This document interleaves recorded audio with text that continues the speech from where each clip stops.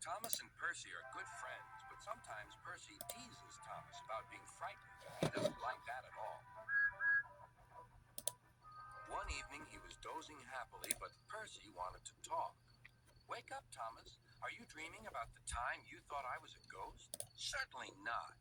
Anyway, I was only pretending to be scared. I knew it was you, really." Percy went on teasing him. "I hope the guard leaves the light on for you tonight." "Why?" asked Thomas. "I quite like the dark." "Oh, really?" exclaimed Percy. "I am surprised. I always thought you were afraid of the dark. I wonder why." Thomas decided to say nothing and went to sleep instead. Next day, Sir Topham Hatt came to see him. "I would like you to go to the harbor tonight. You have to collect something rather unusual." "What sort of something?" asked Thomas. "Wait and see," replied Sir Topham Hatt. Meanwhile, Percy was moving freight cars into a siding. Henry arrived with his goods train. The signalman changed the switches, and Percy waited on the siding until Henry had steamed by. Then there was trouble. "The switches are jammed," called the signalman. "I can't switch them back for Percy. The workmen will have to mend them in the morning. It's too late now." Said Percy's driver. "I'm sorry, Percy, but you'll have to stay here for the night." "Where are you going?" asked Percy. "Home for tea," replied the fireman. Percy was speechless. He watched as the other engines went home to the shed. Nighttime came, and Percy began to feel very lonely. "Oh, dear," he murmured. "It's very dark." Oh, what's that?" It was only an owl, but Percy didn't realize this.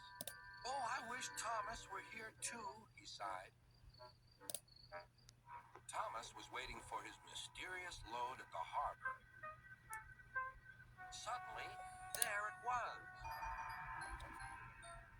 "Cinders and ashes," cried Thomas. "It's a dragon." "Don't worry," laughed his driver. "This dragon is made of paper. It's for the carnival tomorrow." Workmen lifted the dragon onto Thomas's low loader and put lights all around it for protection. Then Thomas set off into the misty night.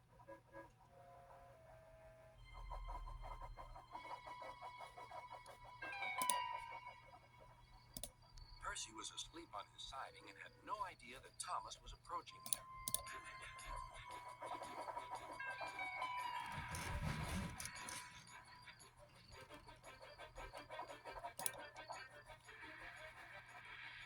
Percy woke up with a start. "Help!" cried Percy. "I'm not going to open my eyes until my driver comes." Next morning, the switches were mended and Percy puffed back to the junction. Gordon was just about to leave with the express. "You'll never guess what I saw last night." Gordon was in no mood for puzzles. "I'm a busy engine. I don't have time for your games." "I've seen a huge dragon. It was covered in lights."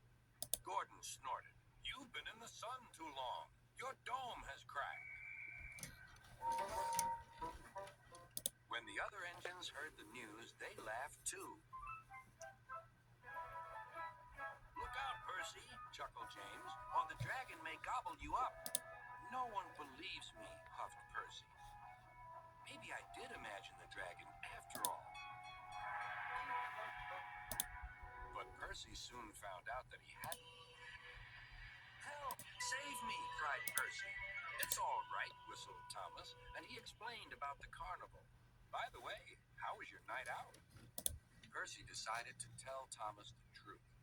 "Well, Percy," said Thomas, "maybe we do get scared sometimes, but if we're not afraid to tell each other, then that means we're quite brave, too."